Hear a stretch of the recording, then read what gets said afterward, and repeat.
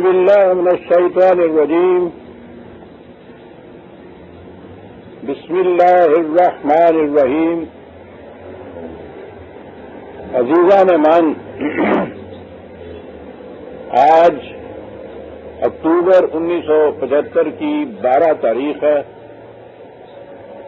اور درس قرآن کریم کا آغاز سورہ الکہف کی آیت 45 سے ہو رہا ہے.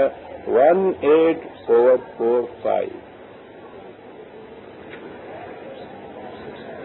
جیسا کہ میں نے اس سورہ کے آغاز میں کہا تھا، اس میں عیسائیت کے مسلک خانقاہیت کے متعلق اجمالاً قرآن کریم نے ذکر کیا ہے اور اصولاً پھر اس مسلک کی تباہ کاریوں کی طرف بھی توجہ دلائی ہے.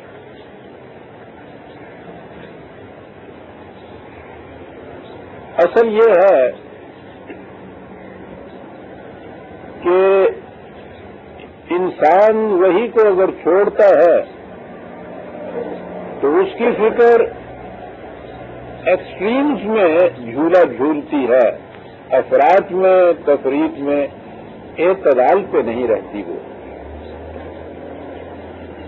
تو اس مذہب کی دنیا میں، یا یوں کہیے کہ ایک طرف اگر انسان اس مسلک کی طرف آتا ہے کہ جسے پہلے مٹیریلزم کہا جاتا تھا، اب اس کے لیے ٹرم سیکولرزم ہے، اگرچہ اسے صرف سیاست میں استعمال کیا جاتا ہے، لیکن یہ ایک بڑا بنیادی نظریہ ہے سیکولرزم کا. تو سیکولرزم میں وہ آیا تو اس نے یہ کہا کہ یہ سارا کچھ انسان کی زندگی، یہ باہر کے قانون، کائنات، یہ سارا کچھ جتنا بھی ہے، انسان اپنی فکر سے ان مسائل کو حل کر سکتا ہے. تبھی قوانین کے تابع اس کی زندگی بسر ہوتی ہے. مقصد حیات یہی طبی مفاد کا حاصل کرنا ہے. کسی طریقے سے بھی یہ حاصل کیے جائے، ان میں مستقل اقدار کی کوئی حیثیت نہیں، ان کا کوئی عمل دخل نہیں ہے. مختصر الفاظ میں سیکولرزم یہ ہے. میں نے چونکہ دیکھا ہے کہ ذہن صاف نہیں لوگوں کے سیکولرزم کے متعلق بھی، یہ ٹرم تو آج کل بڑی عام ہو رہی ہے اور سیاسی دنیا میں عام ہو رہی ہے، لیکن میں دیکھ رہا ہوں کہ اس کا مفہوم بھی لوگوں کے ذہن میں صاف نہیں، سوشلزم کی طرح. تو میرا ارادہ یہ ہے کہ اس دفعہ میں کنونشن میں اس کے متعلق بھی ذرا بات وضاحت سے کروں. یہ سیکولرزم ہے کیا؟ اس وقت میں صرف اتنا ہی عرض کروں گا کہ یہ یکسر طبی قوانین، مادیت، طبی مفاد، صرف اسی کو اپنے سامنے مقصود حیات رکھتا ہے. اس میں پرماننٹ ویلیوز یا مستقل اقدار جو وحی کی روح سے ملتی ہیں، ان کا کوئی عمل دخل نہیں سمجھتا ہے. دوسری طرف جب یہ مذہب کی طرف آتا ہے تو اس میں پھر یہ طبی کائنات، دنیا کے مفاد، یہاں کی زینتیں، یہاں کی زندگی کی آزائشیں، آرائشیں تمام قابل نفرت قرار دیتا ہے. یہ ان سے ترک، ان سے بے اعتنائی، ان سے لاپرواہی، ان سے دور دور رہنا، دور دور ہٹنا، یعنی وہی ان سے نفرت کرنا، وہ اسے حاصل زندگی سمجھتا ہے. تو یہ دونوں طرف آپ دیکھتے ہیں، یہ ایکسٹریمٹیز ہیں، افراد و تفریق کی طرف جاتا ہے. وہ قرآن وہ اعتدال کا نقطہ بتاتا ہے اس بات میں کہ جہاں ان دونوں کی تردید ہوتی ہے اور دونوں جو چاہتے ہیں اس کا حصول بھی ہوتا ہے. یہی تو اعجاز ہے قرآن کا.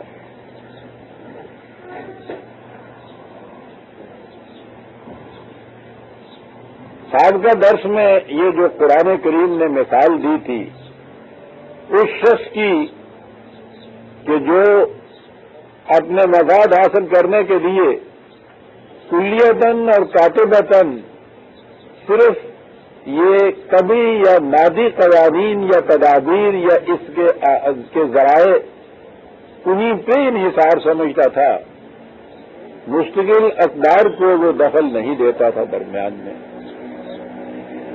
اس میں اگر کوئی مذہب کی بات تھی تو اس میں اتنی سی بات جو ذرا سے ٹکڑے میں قرآن نے بیان کر دی تھی کہ یہ اس طرح سے دولت حاصل کرنے والے وہ کچھ اپنے آپ کو فریب دے لیتے ہیں یہ کہہ کر کہ ہم جو خدا کے راستے میں کچھ چند تک خیرات کر دیتے ہیں اور مذہب کے پھر ہزارہ دار انہیں اس کا اطمینان دلا دیتے ہیں کہ اس سے جنت حاصل ہو جاتی ہے۔ یہ بیان ہی عیسائیت کا مسئلہ کا یاد رکھیے۔ عیسائیت میں یہ پروانے بکا کرتے تھے، ہر گناہ یا ہر جرم کے بدلے میں ان کی یہ فیس مقرر تھی، جیسے کورٹ فیس مقرر ہوتی ہے نا ہر مقدمے کی نوعیت کے اعتبار سے، یہ چھپی ہوئی لسٹیں ہوتی تھی، یہ بازاروں میں بکتی تھی، یہ پادری لیے پھرتے تھے، ان سے کنفیشن کیا جاتا تھا کہ صاحب مجھ سے یہ گناہ سرزد ہو گیا ہے، انہوں نے جھٹ سے وہ نکال لیا اپنی وہ ٹیبل اور اس میں بتایا کہ صاحب اس کے تو اتنے پیسے ہوں گے، تو وہ اتنے پیسے دیے اس میں تو، اور اس کے بعد وہ چھپا ہوا دستخط شدہ کورٹ کی طرف سے اس کا یہ نمائندہ ہوتا تھا، یہ اس کو وہ سرٹیفکیٹ دے دیا کرتا تھا کہ وہ جو ہے لیجیے اس نے وہ پے کر دیا ہے اس کا وہ کورٹ فیس، اس لیے یہ تو معاف مل گیا۔ یہ معافی نامہ بتا کرتے تھے۔ ہم اور ہنستے ہیں اس بات کے اوپر، وہ پیکر بدلتی ہے، روح ابلیسی تو وہی کی وہی ہے۔ آج بھی جب کہا جاتا ہے کہ جو شخص بھی مسجد بنوا دے گا جنت میں گھر مل جائے گا، جو شخص کے متعلق کبھی یہ نہیں ہوتا کہ اس کی آمدنی بھی کوئی حلال کی ہے یا کیسی ہم کی آمدنی ہے، اور جسے ہم کہتے ہیں رزق حلال یا محنت سے کمانے والا، وہ بیچارہ اپنے گھر کی مرمت تو کرا نہیں سکتا، اتنا بچتا ہی نہیں ہے، وہ مسجد کہاں سے بنوا دے گا؟ تو یہ جو ہے کہ یہ جو مسجد بنوا دے گا اس کو موتیوں کا گھر مل جائے گا جنت میں، وہ جو یہ صدقہ دے دے گا یہ گناہ معاف ہو جائے گا۔ وہاں حج میں بھی جا کے دیکھیے کہ اس کے اوپر کہ جی مجھ سے وہ فلاں مناسب کے حج کی بات رہ گئی، کیا کیا جائے؟ وہ جھٹ سے وہ جو ہے اس کے وہاں کا خاص وہ یہ کہتا ہے کہ اس کے لیے تو دم دینا ہو، یعنی وہ خون کیا کرنا ہوگا صاحب، ایک قربانی، یہ تو ذرا بھاری کوئی جرم ہو گیا ہے، 2 قربانیاں۔ وہ وہیں بیٹھے ہوئے ہوتے ہیں، یہ ان کے پاس جاتے ہیں یہ سارے حاجی، ورنہ وہ کہتے ہیں حج قبول نہیں ہوگا تمہارا۔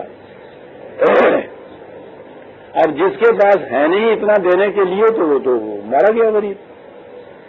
تو بات وہی ہے، یہ بھی تو وہ گناہ دھلتے ہیں جو پیسہ دے دیتا ہے، وہاں بھی تو یہی ہوتا تھا۔ تو ادھر ادھر آتے ہیں تو مذہب کی دنیا میں تو اتنا ہی حصہ رہ جاتا ہے مذہب کا کہ وہ یہ چیزیں ان سے وصول کر کے اور ان کو پروانے دے دیتا ہے جنت کے، اور آگے جب آتے ہیں تو وہ اہل طریقت آتے ہیں تو وہ پھر سرے سے ان تمام چیزوں کو قابل نفرت قرار دے دیتے ہیں۔ تو یہ جو تھا پچھلے رکوع میں جو ہمارے سامنے آیا وہ ایک ایسا مٹیریلسٹ تھا، سیکولرسٹ تھا آج کی اصطلاح میں، کہ مذہب کے ساتھ کچھ تعلق وہ باقی رکھتا تھا۔ اسی لیے اس نے یہ کہا تھا کہ اول تو میں قائل ہی نہیں اس کا کہ کہیں مرنے کے بعد کی زندگی بھی ہوگی، کوئی قیامت بھی ہوگی، کوئی پوچھا بھی جائے گا۔ پہلی چیز تو یہ ہے، اور ایمانداری کی بات یہ ہے کہ جو شخص بھی اس طرح سے محض مادی اسباب کو ساتھ رکھ کے اور اقدار درمیان میں چھوڑ دے، اس کو یہ مرنے کے بعد کی زندگی یا مقاصد عمل کے اوپر ایمان ہوتا ہی نہیں۔ تو بات اس نے ٹھیک کی تھی، کہی تھی کہ اول تو یہ بات، اور اگلی بات جو ہے کہ اگر ایسا ہوگا بھی تو وہاں بھی آپ دیکھیں گے انشاءاللہ ہمیں جنت ہی ملے گی۔ وہ یہ چیز تھی کہ جو یہاں یہ چیز جنت بکتی ہے وہ خرید لیتے ہیں اس طرح سے، اور دوسری طرف وہ لوگ تو خانقاہیت کی مسلک والے جو ہیں وہ سراسر ان چیزوں کو قابل نفرتی قرار دیتے ہیں۔ پچھلی مثال میں تو یہ چیز آئی تھی، اب یہاں قرآن آگے چلتا ہے وہ کہتا ہے کہ یہ حصہ ٹھیک ہے، سبھی قوانین کے مطابق بھی یہ کچھ ہوتا ہے، لیکن اگر ان کی طرف سے بے اعتنائی برتی جائے، آخر تک اس کا خیال نہ رکھا جائے، توجہ نہ پوری دی جائے، جیسا کہ مسئلے کے خانقاہیت میں ہوتا ہے، اس حصے تک تو ان کے ہاں کا سب سے بڑا بزرگ، سب سے بڑا صوفی، سب سے بڑا ولی، جسے اولیاء وہ کہتے ہیں، وہ بھی سانس لینے پہ مجبور ہوتا ہے زندہ رہنے کے لیے. تو یہ تو خالص طبعی اور دنیاوی چیز ہے. پانی اسے بھی پینا ہی پڑتا ہے، کچھ نہ کچھ اسے بھی کھانا ہی پڑتا ہے، خواہ بقول ان کے 40 دن کے بعد ایک جو کا ٹکڑا ہی کیوں نہ کھانا پڑے، پھر بھی تو قابل نفرت چیز کا استعمال کرنا ہی پڑتا ہے اسے. اس سے آگے وہ پھر جب جاتا ہے، جہاں تک آگ کرنا پڑتا ہے وہاں تک تو وہ ٹھیک ہے، اور اس سے آگے ہر شے قابل نفرت ہے اور قابل ترک ہے. یہ اگلی مثال میں قرآن کہتا ہے کہ وَاضْرِبْ لَهُم مَثَلَ الْحَيَاةِ الدُّنْيَا، ان کے نظریے کے مطابق كَمَاءٍ أَنزَلْنَاهُ مِنَ السَّمَاءِ فَاخْتَلَطَ بِهِ نَبَاتُ الْأَرْضِ.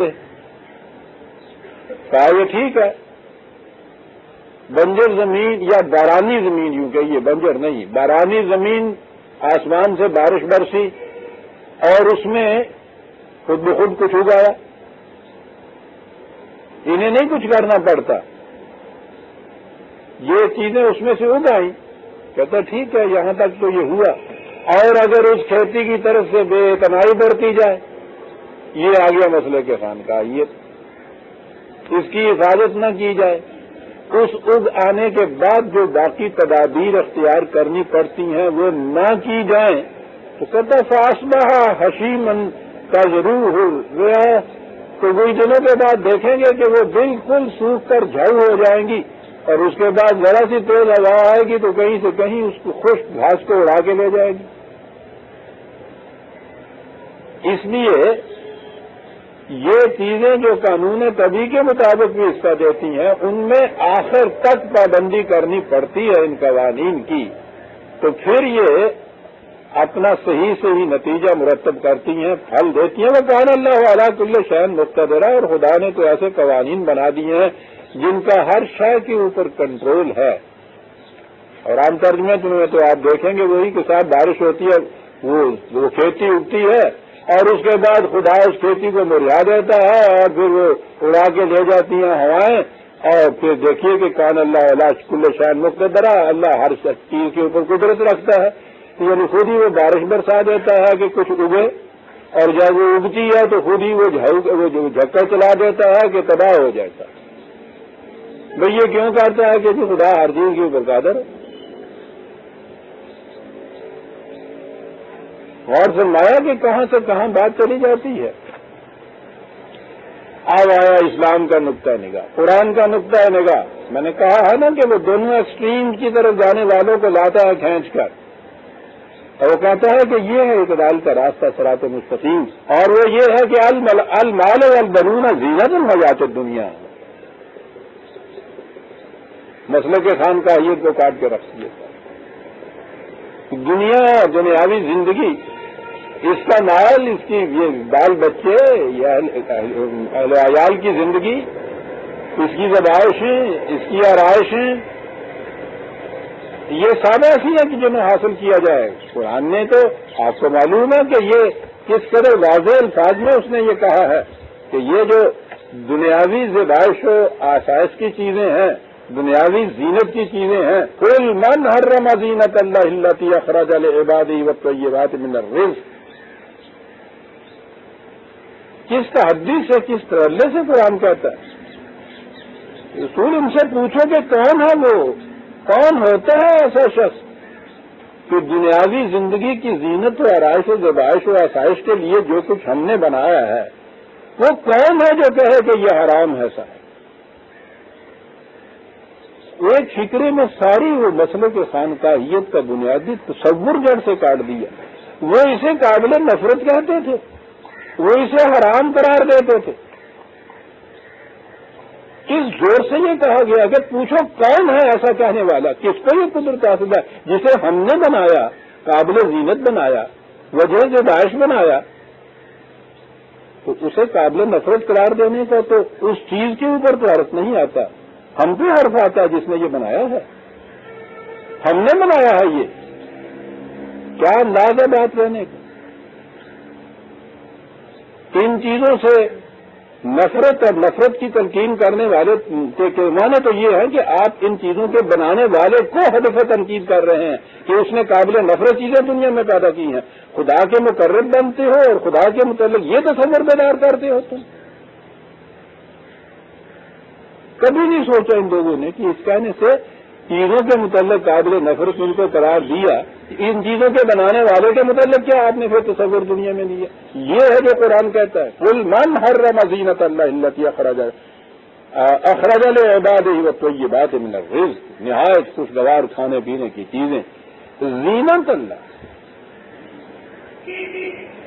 صرف یوٹیلیٹیرین پوائنٹ آف ویو سے بات نہیں کی ہے کہ صرف قابل استعمال چیزیں جو ہیں وہ تو ایستھیٹک پوائنٹ آف ویو بھی اس میں لا رہا ہے، زینت کا لفظ کہہ کے طیبات من الرزق کہہ کے دونوں اس کے زندگی کے گوشے آ گئے، وہ چیزیں کہ جن پر صرف زیست کا دار و مدار ہے، اور وہ چیزیں کہ جو پھر آرائش و زبائش کی ہیں، دونوں ہی تو پہلو ہوتے ہیں۔ دونوں گوشوں کے متعلق یہ کہہ دیجیے کون ہے جو ان کو حرام قرار دیتا ہے؟ تو یہ مسئلہ کے خانقاہیت تو یوں کٹی۔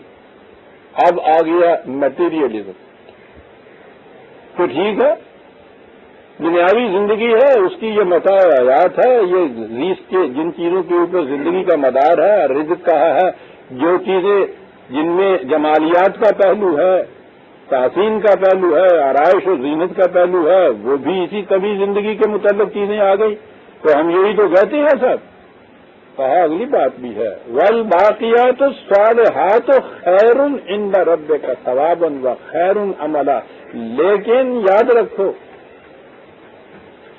کہ یہ تمام چیزیں تغیر پذیر ہیں، فنا آمادہ ہیں، وہ چیز جو باقی رہنے والی ہے انہیں اگر اقدار خداوندی کے تابع رکھا جائے گا تو پھر یہی رزق کہا جائے گا کہ خدا کے قوانین کے مطابق ملتا ہے، وہ ہے کہ جو بہترین حصہ اس میں سے تمہیں ملے گا یا معاوضہ جو بہترین ملے گا، ثواب کے معنی یہ دیجیے، اور وہی ہے کہ جس کے متعلق تمہیں انجام کار خیر العمل، معال جن چیزوں کا اچھا ہوگا وہ یہ ہے، نظریہ یہ، تصور یہ، مسلک زندگی کا یہ کہ رزق کی چیزیں جن پہ زندگی کا دار و مدار ہے، زینت و آرائش کی چیزیں جن کا تعلق انسانی ذوق کی تسکین ہے، یہ تمام چیزیں ہوں، لیکن ان کے ساتھ اقدار خداوندی کی حدود ضرور مقرر ہونی چاہیے۔ یہ ہے وہ چیز جو صالحات میں جن کا شمار ہوتا ہے، جس سے انسانی ذات کی صلاحیتیں بڑھتی ہیں، جس سے کائنات کا حسن سنورتا ہے، جن سے خود انسانی زندگی حسین تر ہو جاتی ہے، یہ وہ چیزیں ہیں جو اقدار خداوندی کے تابع متاع حیات کو رکھا جائے تو یہ وہ ہے خیر عند ربک کا ثواب، خدا کے ہاں سے جو بدلہ تم چاہتے ہو، معاوضہ چاہتے ہو اس کے لیے، تو وہ تو یہ صورت ہوگی کہ زندگی کی تمام چیزیں خواہ وہ زیست سے متعلق ہوں یا حسن ذوق سے متعلق ہوں، ان تمام کو حاصل کرو، ان کا استعمال قانون خداوندی یا اس کی حدود کے تابع کرو، یہ ہے جس کا بہترین بدلہ بھی ہوگا، اور پھر یہی وہ چیز ہے کہ جن کا معال نہایت اچھا ہوگا۔ یہ جسے فنا یا بقا ہمارے ہاں لفظ کہا جاتا ہے، تو عام تصور کی روح سے تو فنا تو وہ ہوتا ہے کہ جو نتھنگنیس میں ہو جائے، یعنی ختم ہو جائے، باقی نہ رہے، بقا وہ ہم سمجھتے ہیں کہ جو باقی رہنے والا ہو۔ یہ ٹھیک ہے، انجام کار تو یہی ہوتا ہے، لیکن اس کے اندر تصور اور ہوتا ہے۔ فنا وہ چیز ہوتی ہے جو ہر عام تغیر پذیر ہو، بنیادی معنی ان دو لفظوں کے یہ ہیں ان کے ہر دو کے ہاں، اور باقی وہ چیز ہوتی ہے جو تغیر ناآشنا ہو۔ جس میں انسانی ہر آن تغیر پذیر ہے. یہ تو ابتدائی سائنس کا میڈیکل کا اسٹوڈنٹ بھی جانتا ہے کہ اس میں جو میٹابولزم کا پروسیس جاری ہے، ہر سانس میں لاکھوں کروڑوں کی تعداد میں اس کے سیلز جو ہیں بدن کے وہ ضائع ہوتے رہتے ہیں اور نئے سیلز اس میں بنتے چلے جاتے ہیں. اتنا تغیر واقع ہوتا ہے اس کے اندر. اور اس اعتبار سے تو وہ یہ کہتے ہیں کہ ہر 3 یا زیادہ سے زیادہ 7 سال کے بعد انسان کا جسم کلیتاً سارے کا سارا بدل جاتا ہے. یہ ہے جسے آپ کہیں گے فانی یا فنا ہونا، تغیر پذیر ہونا. اور اس کے بعد آج کی سائنسی اس بات پہ بھی پہنچی ہے کہ انسان کے اندر ایک بے شک ایسی چیز ہے کہ جو شروع سے آخر تک تغیر ناآشنا رہتی ہے. یہ وہ چیز ہے کہ جسے انسان میں کہہ کر پکارتا ہے. آج سے 40 سال پہلے کی زندگی کے کسی واقعہ کو بھی وہ بیان کرتا ہے تو وہ یہ کہتا ہے کہ میں نے یہ کیا تھا، میں نے یہ کہا تھا. اگر میں یہ صرف اس کا جسم ہی ہوتا تو وہ تو اس دوران میں اگر 20 دفعہ نہیں تو کم از کم 7-8 مرتبہ تو اور کا اور ہو چکا ہوا ہے. یہ میں کون کہہ رہا ہے کہ میں نہیں کیا تھا؟ اور یہ کہتا ہی نہیں ہے. وہ کیفیت جو آج سے 40 سال پیشتر اس نے محسوس کی تھی اس عمل کے اوپر، اس کہنے پر، اس کرنے پر، جب وہ اس کی یاد تازہ کرتا ہے تو وہ کیفیت بھی ساری اسی طرح سے تازہ ہو جاتی ہے.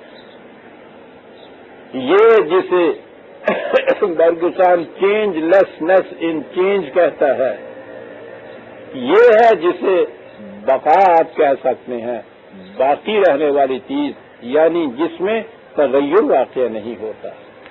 کہا کہ یہ دنیاوی کے متاع، اس کی زینت کی چیزیں، جتنے اسباب زندگی ہیں، یہ سارے کے سارے تغیر آشنا ہیں.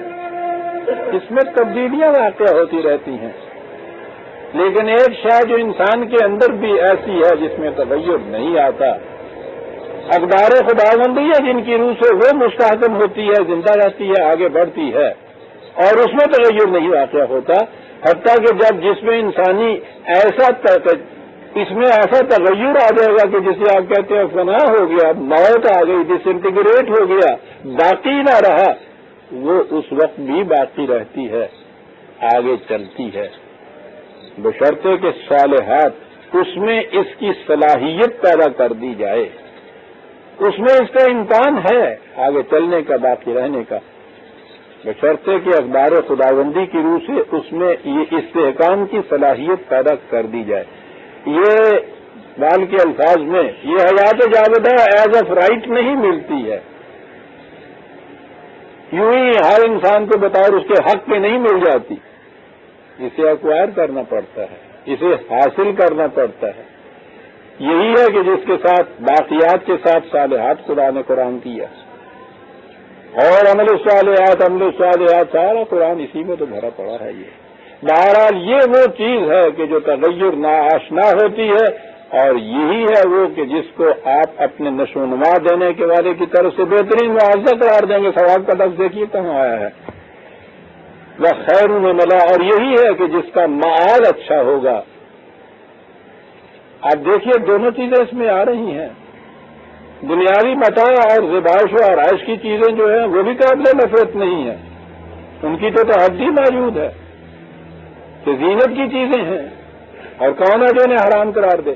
لیکن اگر وہ خالصتاً مادیت کے اندر آپ آ گئے، سیکولرزم کے آگے آ گئے کہ منتہا ہی یہی ہے انسانی زندگی کا، روٹی کپڑا مکان، کھایا پیا، افزائش نسل کی، اور اس کے بعد مر گئے.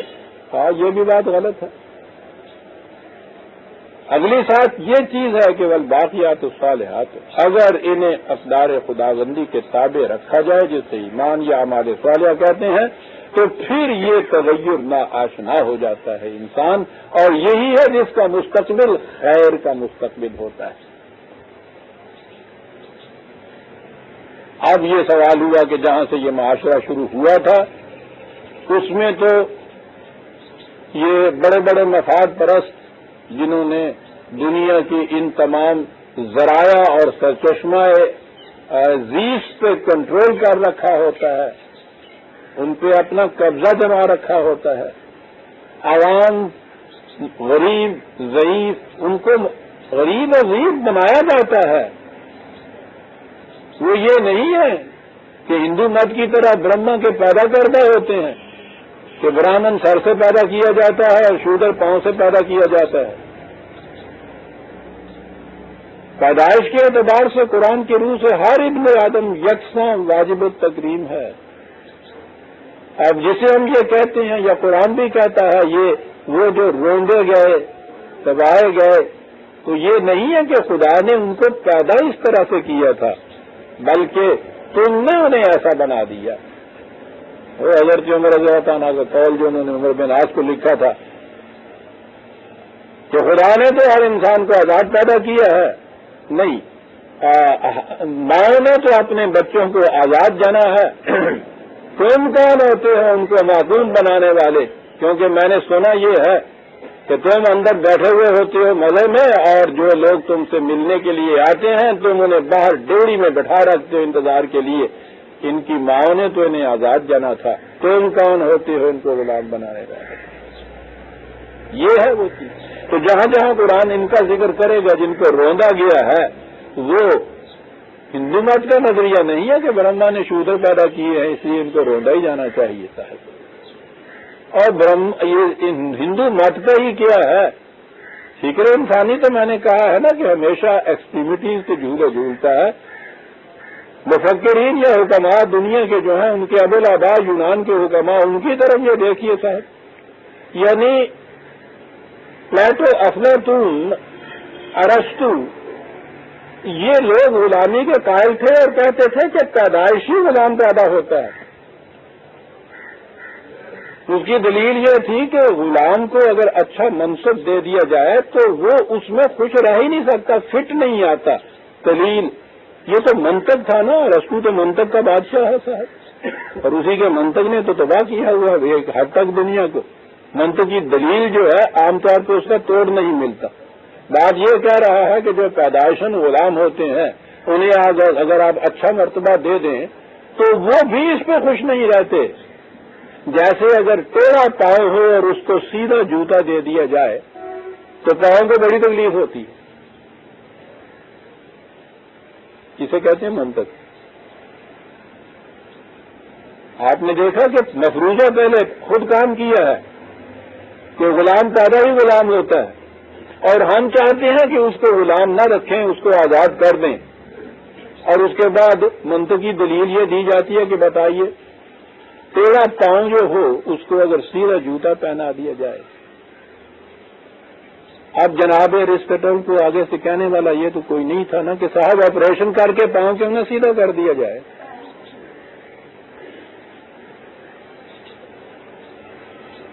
یہ ٹیڑھا جو تھا وہ خدا نے پیدا نہیں کیا تھا، وہ تمہاری عدم احتیاط کی وجہ سے تھا کہ وہ ٹیڑھا ہو گیا۔ اب اس نے یہ رکھا ہے قانون اپنا کہ ٹیڑھے پاؤں سیدھے کیے جا سکتے ہیں۔ یہ نہیں ہے کہ جو ٹیڑھا پیدا ہو گیا اس کو سیدھا جوتا نہیں دیا جا سکتا، ٹیڑھا جوتا دینا چاہیے۔ وہ تو بات میں بات آ گئی۔ تو قرآن جب اس طرح کا ذکر کرتا ہے تو وہ ہے کہ تمہارے معاشرے نے جو بنا دیا، اب وہ یہاں آتا ہے اس معاشرے کی طرف۔ یہاں میں اتنا عرض کر دوں کہ قرآن کریم میں یہاں تو نصف قرآن میں ہی یہ آیت آ گئی ہیں یا آئیں گی، آخری پارے کے اندر آپ کو معلوم ہے عام طور پر یہ آئیں گی کہ یہ پہاڑ روزہ روزہ ہو جائیں گے، زمین ٹوٹ جائے گی، ستارے تاریک ہو جائیں گے، آسمان پھٹ جائے گا، یہ سب چیزیں اس میں آتی ہیں۔ میں نے درس کے پہلے دور میں جب وہ آیا تھا 30ویں پارے پہ، اور 30واں پارا تو پتہ نہیں ہم نے شاید 6 مہینے میں ختم کیا تھا، اس میں تو نچوڑ آ گیا ہوا، اس میں یہ تمام چیزیں آتی ہیں۔ اس ضمن میں ایک چیز تو یہ ہے کہ یہ بہرحال یہ کائنات یا ہمارا کرۂ ارض یا جتنے کرے ہیں مادی، یہ بہرحال ایسے تو ہے نہیں کہ جنہوں نے عبدالآباد کا کہیے، جیسے کہ ان مٹ، یا جیسے خدا ابدی ہے اور ابدن رہے گا، ازلی ہے ابدن رہے گا، یہ صورت تو ہے نہیں۔ اب تو سائنس کی تحقیقات بھی کہہ رہی ہیں کہ رفتہ رفتہ ان کے اندر بھی زوال آنا شروع ہو گیا ہوا ہے، انہوں نے تو ایک دن مٹنا ہے ہی۔ اس لیے قرآن کی آیتوں کے اگر ان الفاظ کو لیا جائے گا مجازی طور پر، لغوی طور پر، کہ جبال سے مراد یہ پہاڑ ہیں پتھر کے، عرض سے مراد یہ زمین ہے، چاند اور ستارے یہی کرے ہیں، ان کا پھٹنا وہی طبی طور پر ہے، ان کا ریزہ ریزہ ہونا روئی کے گالے کی طرح ہو جانا، تو اگر کوئی ان کے وہی لغوی معنی لیتا ہے تو وہ بھی معال یہی، انجام یہی ہونا ہے اس کائنات، مادی کائنات کا، اس میں لے لیا جائے۔ لیکن عربوں کے ہاں یہ الفاظ لغوی یا مجازی طور، لغوی نہیں، مجازی طور پہ جو استعمال ہوتے تھے وہ اور معنوں میں بھی ان چیزوں کو لیتے تھے۔ پہاڑ سے مراد ان کی ہوتی تھی یہ بڑے بڑے سردار جن کے پاؤں بڑے زمین میں گڑے ہوئے ہوں، اور اس سے مراد ان کی ہوتی تھی یہ وہ اشیاء جو حارت کے پاؤں کے نیچے آتی ہے، روندے جانے والی چیز۔ وہ عوام اور غریبوں کے طبقے کو یہ کہا کرتے تھے۔ ان کا جگہ سے ہل جانا پہاڑوں کو وجہ تھا، ان کی سرداریاں ختم ہوتی تھی، عرض کا ابھر آنا وہ ان عوام کی قیام کے لیے استعمال ہوتے تھے۔ یہی الفاظ مجازی معنوں میں بھی استعمال ہوتے ہیں، دونوں معنی لیے جاتے ہیں۔ میں نے قرآن کریم میں جہاں جہاں یہ آئے ہیں وہاں صداقت اور اس کا ثواب جو دیکھا ہے اس اعتبار سے میں نے ان کے معنی مفہوم القرآن میں بیان کیے۔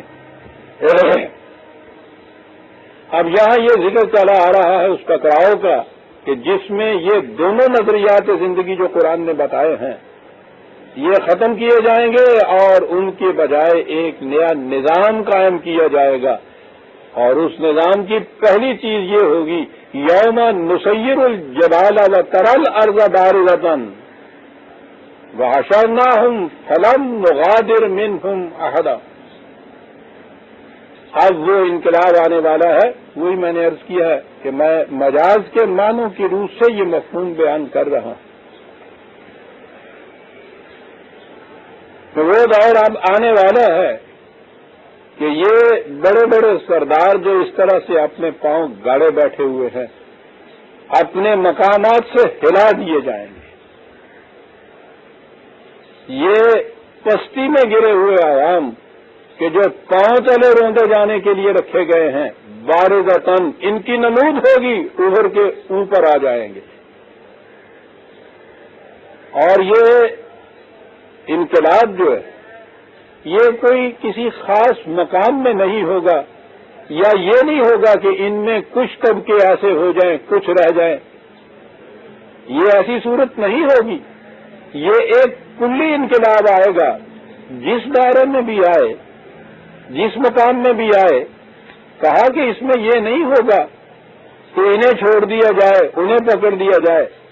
ہمارے ہاں تو جو اصلاحات بھی ہوتی ہیں ان میں یہ اس قسم کی گنجائشیں رکھ دی جاتی ہیں کہ جنہیں چھوڑنا ہو درمیان سے انہیں چھوڑ بھی دیا جائے۔ کئی راستے ہوتے ہیں اس میں رکھے ہوئے۔ وہ کہتا ہے، قرآن کہتا ہے کہ ہمارا بنا ہوا انقلاب جو ہوگا اس میں یہ کیفیت نہیں ہوگی۔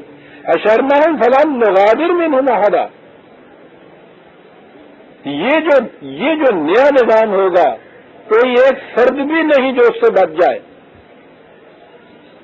کوئی بھی ایسا، یہ جسے آج کی اصطلاح میں یہ سرمایہ دار، جاگیردار، صاحب اقتدار، یہ سب کچھ آپ کہتے ہیں، یہ جلال ہیں، یہ پہاڑوں کی طرح کھڑے ہیں۔ کہا کہ یہ بھی نہیں کہ وہ اس قسم کا انقلاب ہوگا کہ اس میں سے کچھ تو آ جائیں ہمارے قابو اور کچھ اس میں سے چھوٹ جائیں اور رہ جائیں یا رکھ دیے جائیں الگ، ختم نہیں۔ یہ بھی نہیں ہوگا کہ جنہیں ہم یہ پاؤں کے تلے روندے جانے والے عوام کہتے ہیں ان کو ہم اٹھائیں، ان میں سے کوئی ایک طبقہ جس کو ہمارے نزدیک مقرر ہے اسے اٹھا دیں، اور باقی پہلے سے بھی زیادہ، اور پہلے تو ہموار زمین تھی پھر وہ گڑے بن جائیں بیچارے، ختم یہ نہیں ہوگا۔ وَعُرِضُوا عَلَىٰ رَبِّكَ صَفًّا، یہ سب کے سب ایک ساتھ میں کھڑے ہو جائیں گے ہمارے حضورات۔ یہ ہے وہ مساوات جس کا ذکر کیا کرتے ہیں، یہ ہوگا اس انقلاب میں۔ اور پھر ہمیں تو تاریخ بتاتی ہے عزیزان من کہ یہ انقلاب آیا، پہلے تو ان بڑے بڑے پہاڑوں کے متعلق تاریخ بتاتی ہے جو کہتے تھے کہ ہمیں کون ہلا سکتا یہاں سے، ایران کی مملکت کے صاحب، رومن کی مملکت کے اتنے کنے گئی، تو خود عربوں کے اندر کے یہ قریش اور ان کی سرداریاں، ان کے ہیٹا تصور میں بھی نہیں آ سکتا کہ ہمیں کوئی ہلا بھی سکے گا، جڑ سے اکھیڑنا تو ایک طرف۔ بتاتا ہوں کوئی ایران کا مفکر نہیں صحیح، کوئی عوامی صحیح، اس کی ہزارہ سال کی تاریخ سامنے رکھ کے تصور میں بھی لا سکتا تھا کہ وہ خسرو ایران کا جو یزگرد جیسا شہنشاہ ایک دنیا کے اوپر دھاک بیٹھی ہوئی، اس کی کیفیت یہ ہوگی کہ وہ اپنی جان بچانے کے لیے مارا مارا چھپتا ہوا پھرے گا، اور بالآخر وہ کوئی جگہ اس کو پناہ کی نہیں ملی، ایک پن چکی میں جا کے وہ چھپا۔ کوئی پن چکی والا آیا تو اس نے دیکھا کہ کوئی چھپ کے بیٹھا ہوا ہے، پوچھا تو اس نے جھوٹ بول کے یوں ہی کہہ دیا کہ ایک مسافر تھا، راستہ بھول گیا، رات سردی تھی، میں نے رات بسر کی۔ اس نے کہیں پتہ نہیں تصویر دیکھی ہوگی یا ویسے ہی کہیں دیکھا ہوگا، اس نے کہا کہ نہیں صاحب یہ تو بات نہیں ہے، تم تو یہ گرد ہو اور تم نے جو ہم پہ مظالم کیے ہوئے ہیں آج ان کے بدلہ لینے کا وقت آ گیا۔ پن چکی میں اس نے پانی میں مار دیا اس کو، شہنشاہ ایران کا پہاڑ اس طرح سے اپنے مقامات سے مسیر الجبال، قرآن کہتا ہے، کیا لفظ استعمال کیا ہے، مارا مارا بھاگا بھاگا پھرے گا پہاڑ کی طرح جو اپنے آپ کو آج مستحکم محکم اور بخود فضیدہ کہہ رہا ہے۔ پناہ کی جگہ نہیں کہیں گی، اسے کہتے ہیں کہ کسی کو بھی نہیں چھوڑا جائے گا۔ اور عوام میں سے پھر آپ دیکھ لیجیے کہ صہیب رومی جیسا ایک مزدور، دلال حبشی جیسا ایک غلام، اس کی کیفیت یہ ہے کہ وہ چلے آ رہے ہیں تو یہ سرداران عرب جو ہے ادھر اسلام لائے ہوئے وہ سیدنا بلال کہہ کے ان کو ان کا استقبال کرتے ہیں۔ عمر فاروق جیسا امیر المومنین، وہ آخری وقت میں اپنی شہادت کے کہتا ہے کہ یہ انہوں نے کہا کہ نماز جنازہ کون پڑھائے، کہنے کہ اب تو میں کیا بتاؤں، صہیب زندہ ہوتا تو امیر المومنین کے جنازے کی نماز مزدور پڑھاتا۔ یہ ہے ایک ساتھ میں کھڑے ہو جانا، وَعُرِضُوا عَلَىٰ رَبِّكَ صَفًّا۔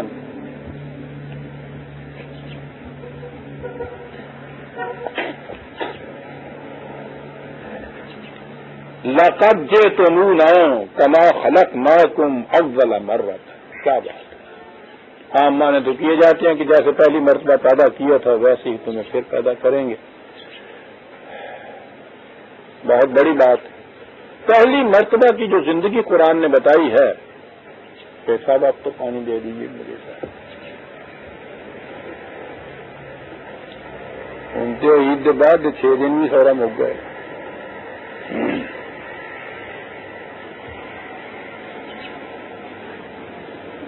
انسان کی تمدنی زندگی کا جو آغاز ہوا ہے، قرآن کریم نے اسے تمثیلاً قصہ ابلیس و آدم کی شکل میں بیان کیا۔ وہ جنت جس میں آدم کو کہا گیا رکھا گیا، وہ انسان کی ابتدائی تمدنی زندگی ہے جہاں سے اسے مل جل کر رہنا شروع کیا تھا۔ ابھی ابتدا سامان رزق کی فراوانیاں اور میری اور تیری کی لکیریں ابھی نہیں پڑی تھی۔ 2 4 لفظوں میں ساری بات وہ کہہ گیا نا قرآن۔ وَخُلَ مِنْهَا رَغَدًا حَيْثُ شِئْتُمْ۔ کیا بات ہے حَيْثُ شِئْتُمْ، کیا بات ہے اس میں رغدن، وہ زندگی کہ جہاں کسی کو بھوک لگے وہاں کھانے کو ملے، لیکن کھانے ہی کے لیے، ذخیرہ کرنے کے لیے نہیں، رغدن پیٹ بھرنے کے لیے۔ نہ تو یہ کیفیت ہو کہ بھوک لگی ہے تو ہے ہی نہیں، ہے تو کسی اور کا ہے، حوالی نے جہاں بھوک لگی ہے وہاں موجود ہے، اور نہ یہ بات ہے کہ کسی کے یہاں زائد ہو گیا ہے تو وہ اس نے ذخیرہ ہی کر لیا، نہیں صاحب صرف پیٹ بھرنے کے لیے۔ وہ بہشت جس کے متعلق دوسری جگہ قرآن نے یہ کہا ہے کہ وہاں نہ بھوک کا خوف ہوگا، نہ پیاس ستائے گی، نہ لباس کے متعلق محتاجی ہوگی، نہ موسم کی شدت سے بچنے کے لیے مکانات کی قلت ہوگی۔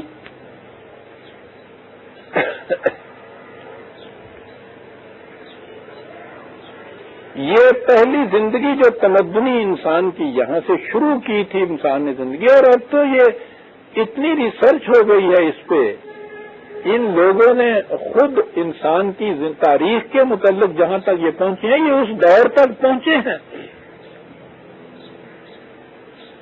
یہ جو ہمارے ہاں اب جو نظریہ شروع ہوا ہے اشراق کا بھی، خود ان کے ہاں کی یہ تحقیق یہ ہے کہ پہلے دور کے انسان آج بھی جہاں قبائلی زندگی بسر کرتے ہیں، ان کے زبان اور ان کے لغت میں پوزیشن کا لفظ ہے نہیں، ملکیت کا لفظ نہیں ہے۔ قرآن نے جو لفظ استعمال کیا ہے نا متاعن، ان کے لغت میں صرف یہ ہے کہ فائدہ اٹھایا جا سکتا ہے، یہ لفظ تو ان کے لغت میں ہے، پوزیشن کا لفظ ہی ہے نہیں ان کے لغت میں۔ یہ ہے نا اس دور کے ابھی وہی روایات لیے ہوئے آنے والے قبائل، ان قبائل کے ہاں کوئی چیز بھی ذاتی پوزیشن کی نہیں ہوتی۔ بہرحال قرآن نے قصہ آدم میں ابتدائی نقشہ جو کھینچا تھا،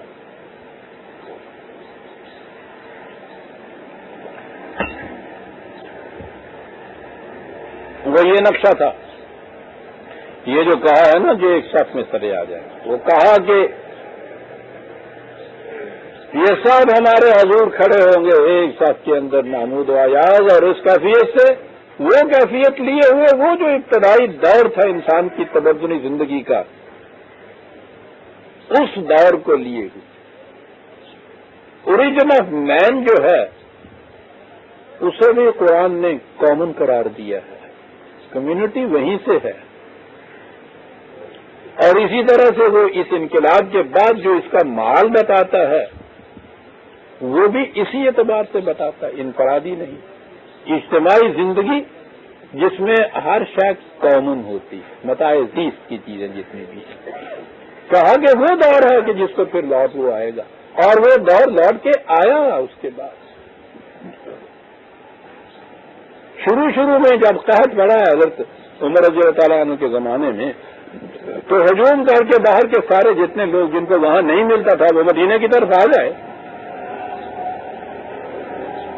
اب یہاں بھی اتنا ذخیرہ تو اندر نہیں ہو سکتا تھا کہ اتنوں کو وہ اس طرح سے ذخیرے سے کھلاتے چلے جائیں، تو کیا انہوں نے پہلا فرمان خلافت یہ تھا کہ مدینے میں کہ کوئی کسی گھر میں الگ چولہا نہیں جلے گا، جو کچھ ایک وقت کے کھانے کے لیے اپنے ہاں کسی نے رکھنا ہے وہ سارا یہاں باہر آ جائے گا، اور یہ جتنا موجود ہوگا وہ سارا مل بانٹ کے کھایا جائے گا، اور اس میں سب سے پہلے امیر المومنین وہاں موجود، جیسا ہے وہ ملے گا، جتنا ہے وہ بٹ جائے گا، اور سارے ایک ساتھ پہ بیٹھے ہوئے ہوں گے۔ یوں وہ دور آتا تھا، یہ نہیں ہے کہ پھر یہ بھوکے ننگوں کا ہی دور تھا۔ ایک تو اشتراک کی شکل یہ ہے نا کہ یعنی ایک کرتا ہو دوسرا آدمی ننگا ہو، تو جیسا وہ کہتے ہیں کہ صاحب اسے چاہیے اسے دے دو یہ ننگا ہو جائے، یہ سوال نہیں ہے اس کے اندر، دونوں کو کرتا ملے گا۔ پھر وہ دور آیا ان کے ہاں کہ ہر ایک کو ملا، یکساں ملا، ضرورت کے مطابق ملا، یہی تھا پہلا دور، رغدن حیث و شیطمان، پھر کوئی بھوکا نہیں سویا۔ اسی لیے تو حضور نے صلی اللہ علیہ وسلم فرما دیا تھا کہ جس بستی میں رات کو یہ ہو کہ باقی کھا کے سوئے اور ایک شخص بھی بھوکا سو جائے، اس بستی سے خدا کی حفاظت کی ذمہ داری ختم ہو جاتی ہے۔ یہ حفاظت خدا کی کس کو ملتی ہے؟ جو جہاں جہاں وہ نظام ہو، وہ اگر نظام نہ ہو تو کوئی بستی دنیا میں محفوظ نہیں رہتی۔ عزیزان من، بڑی سے بڑی مملکت ہے آپ کی، ساری دنیا جن کی مقروض ہے، جا کے پوچھیے امریکہ میں آج کیا حال ہو رہا ہے، رشیا میں کیا حال ہو، حفاظت اٹھ گئی ہے، جسے خدا کی حفاظت آپ کہتے ہیں۔ ہر شخص کانپ رہا ہے وہاں ڈرتا ہوا۔ آج دنیا میں ہر انسان سہمے سہمے پھر رہا ہے۔ آج ساری دنیا سے خدا کی حفاظت کی ذمہ داری اٹھ گئی، کیونکہ وہ نظام کہیں قائم نہیں رہا۔ ہر شخص ڈر رہا ہے، جو طاقتور ہے وہ بھی چھاتی پہ بیٹھا ہوا ڈر رہا ہے، جو نیچے ہے وہ تو نیچے ڈرنے والا ہے ہی۔ حفاظت کی ذمہ داری جسے کہا گیا تھا اٹھ جائے گی، یوں حفاظت کی ذمہ داری اٹھ رہی ہے، کیونکہ انہی کے ہاں کی جو تحقیقاتی کمیٹیاں جسے وہ کہتے ہیں ورلڈ ہیلتھ آرگنائزیشن، ان کی رپورٹ ہے کہ دنیا میں رات کو آدھی آبادی بھوکی سو رہی ہے۔ ارے جس بستی میں ایک بھوکا سو جائے اس بستی سے حفاظت کی ذمہ داری ختم ہو جاتی ہے، اور جس قرہ عرض پہ آدھی آبادی بھوکی سو رہی ہو وہاں حفاظت کی ذمہ داری ہوگی خدا کی۔ اٹھ چکی ہوئی ہے وہ ذمہ داری جو تھی حفاظت کی ضمانت۔ ہر شخص سال سہمے ہوئے پھر رہا ہے، سلطنتیں سہمی ہوئی پھر رہے ہیں، مملکتیں سہمی ہوئی پھر، ان کے افراد سہمے ہوئے پھر رہے ہیں۔ اتنی عظیم مملکت کا سربراہ صدر فوج جان بچانے کے لیے سہمے ہوئے پھر رہا ہے۔ نہیں ہو بل زعمتم ان لن نجعل لکم موعدا، یہ بغام خیش سمجھے ہوئے تھے کہ یہ یوں ہی دھمکیاں ہی ہیں، ایسا کہیں واقعہ نہیں ہوگا، ایسا نہیں ہو سکتا۔ اپنی آنکھوں سے یہ دیکھ لیں گے کہ ایسا ہوا، وہ ہوگا کیسے؟ ووضع الکتاب، وہ ضابطۂ قوانین نافذ کیا جائے گا۔ دیکھیے عزیزان من، یہاں اس ضابطے کی خصوصیت کون؟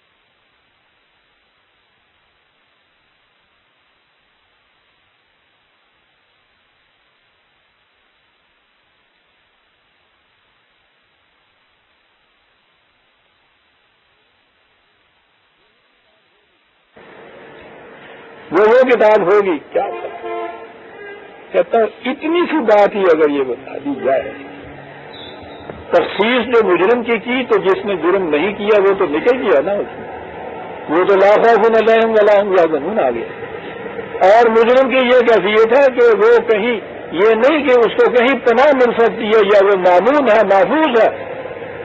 فَتَرَى الْمُجْرِمِينَ مُشْفِقِينَ مِمَّا فِيهِ وَيَقُولُونَ يَا وَيْلَتَنَا مَا لِهَٰذَا الْكِتَابِ لَا يُغَادِرُ صَغِيرَةً وَلَا كَبِيرَةً إِلَّا أَحْصَاهَا، کہتے تو بڑے گا اور کہیں گے یا اللہ کس قسم کا ذاتۂ قانون ہے، بڑے سے بڑا گناہ تو ایک طرف جرم تو ایک طرف، چھوٹے سے چھوٹے جرم کو بھی نہیں بخشتا صاحب، اس میں سب کو وہی تھا۔ یہ کیسی کیا بات ہے، یا ویلتنا کیا لفظ ہے، ہائے ہماری بد نصیبی، ہماری بدقسمتی، ہماری تباہی، ہماری ہلاکت۔ تو کیا ہو گیا صاحب، ایسا ذاتہ ہے قانون کہ جو بخشتا ہی نہیں ہے، چھوٹا جرم ہوتا ہے بڑا جرم ہوتا ہے۔ غلط معاشرے کے اندر تو پھر وہ جو چھوٹے چھوٹے صاحب وہ غلطیاں جن کو جرم بھی کہہ دیجیے وہاں پکڑا جاتا ہے نا، وہ جو برف میں آنے کی بجائے اڑائی آنے کو بیچتا ہے وہ تو آ جاتا ہے مہنگائی فروش میں۔ اور جو آپ کے ہاں دوائی تک لائف سیونگ ڈرگ بھی جو پہلے 2 روپے میں ملتی تھی اس کے 50 روپے مانگ رہا ہے صاحب، اس پہ کوئی گرفت نہیں ہوتی ہے۔ غلط معاشرے میں یہ ہوتا ہے، وہ کہتا ہے نہ چھوٹا جرم یہ چھوڑتی ہے نہ بڑا جرم کو چھوڑتی ہے۔ وَوَجَدُوا مَا عَمِلُوا حَاضِرًا، اور یہ بھی نہیں کہ کسی کا کوئی جرم کوئی کام چھپا ہوا رہ جائے، حاضر سامنے ہوگا. یہ ہے جی وہ نظام. الکتاب کے تابع، وہ الکتاب کے تابع جو ہوگا. اسلام جہاں آتا ہے قرآن میں وہ تو بتاتا ہے ضابطۂ خداوند دی بک، وہ جب نافذ ہوگی تو اس میں کیفیت یہ ہوگی، ہر مجرم کانپے گا اپنی کھلڑی میں، چھوٹا جرم ہو تو بڑا جرم ہو تو سب اس کی گرفت کے اندر ہوں گے. ولا یظلم ربک کا ادا. لیکن سن لو یہ کامنے والی بات جو ہم نے کہی ہے، یہ نہ سمجھ لینا کے ساتھ پھر تو پتہ نہیں ہے ہر ایک کو ڈرنا پڑے گا. قطعاً نہیں، تمہارا رب کسی پہ زیادتی نہیں کرے گا، مجرم کو چھوڑے گا نہیں، زیادتی کسی کے خلاف ہوگی نہیں. ہر ایک کو ہر جگہ جہاں بھوک ملے گی کھانے کو ملے گا، ذخیرہ وہ کر نہیں سکے گا. بڑے بڑے جو پہاڑوں کی طرح اپنے پاؤں گاڑے ہوئے ہیں سب اپنی جگہ سے اڑتے پھریں گے، روئی کے گالوں کی طرح اڑتے ہوئے پھریں گے. جن کو پاؤں کے تلے روندا جا رہا ہے بارزتن، ان کی نمود کا زمانہ. کیا لفظ ہے عزیزان من، بارز اور مستتر دو لفظ ان کے ہاں کے ہاں. یہ بروز تو آپ نے سنا ہوگا، بارزتن جو چیز ہوتی ہے نمود ہوتی ہے ان کی، یعنی وہ موجود تو تھے لیکن روندے ہوئے تھے پاؤں کے نیچے. جب دباؤ اوپر سے اٹھ جاتا ہے تو خود بخود نمود ہو جاتی ہے. یہ لفظ ہوتا ہے بروز، جو خود جس کو دبایا ہوا چھپایا ہوا ہو، بلکہ دبانے کے معنی بھی اس میں آتے ہیں کیونکہ نمود ہوتی ہے. ولا یظلم ربک احدا. اب وہ پہلا دور جو تھا انسان کی تمدنی زندگی کا، تو اس کے متعلق تھا نا کما خلقناکم اولا مرۃ. یہاں وہ بات آئی فوراً ضمن اس کا ذکر کیا گیا. قلنا للملائکۃ اسجدوا لآدم، وہ دور تھا جس کا یوں ذکر آ رہا ہے، وہ دور اول. فسجدوا الا ابلیس، بات وہی جہاں ہر جگہ وہ دہراتا ہے کیونکہ تصریف آیات ہے نا، ہر جگہ وہ لوٹا لٹا کے ان چیزوں کو لاتا ہے. لیکن جس مقام پہ لاتا ہے وہاں آپ دیکھیں گے کہ اس کے مفہوم کی وضاحت کے لیے وہ قصہ وہاں بیان کیا جاتا ہے اور اتنا سا ٹکڑا وہاں بیان کیا جاتا ہے جتنی اس مفہوم کی وضاحت کے لیے ضرورت ہوتی ہے. بات وہی تمثیلی آ گئی. کائناتی قوتیں جتنی بھی ہیں وہ ایسی کہ وہ آدم کے سامنے سر بسجود ہیں. ایک شے ایسی آدم کے اندر کہ جو اس کے سامنے از خود جھکنے سے انکار کر دے.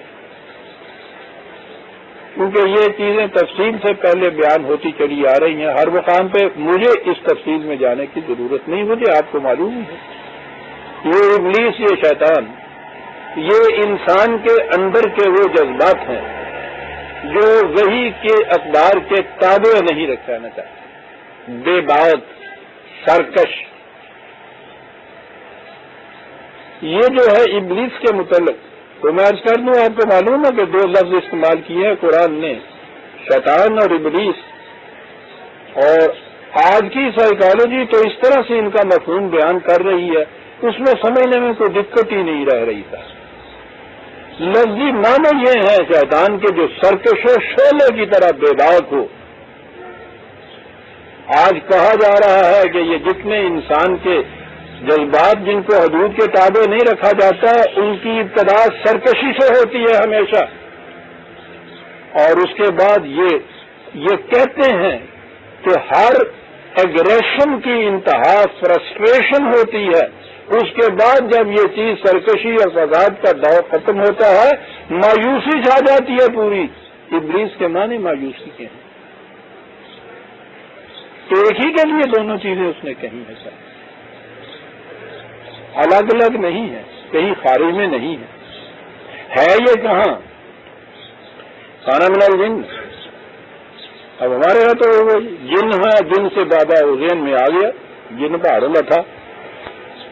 جن بس وہی معنی ہوتے ہیں جو تصور ہمارے ذہن میں ہے. جہاں بھی ہم نے یہ کہا کہ وہ آدم میں سے نہیں تھا، وہ جنوں میں سے تھا، اور کوئی مصیبت. ایک دفعہ یہ کہہ دیا کہ وہ ملائکہ کا استاد تھا، یہ ابلیس. معلم الملکوت کہتے ہیں نا اس کو، کہ ملائکہ کا استاد تھا. دوسری جگہ یہ ہوا کہ وہ جن تھا، تیسری جگہ یہ ہوا وہ کافر تھا، پھر اس کی تعویلیں ہونے لگی۔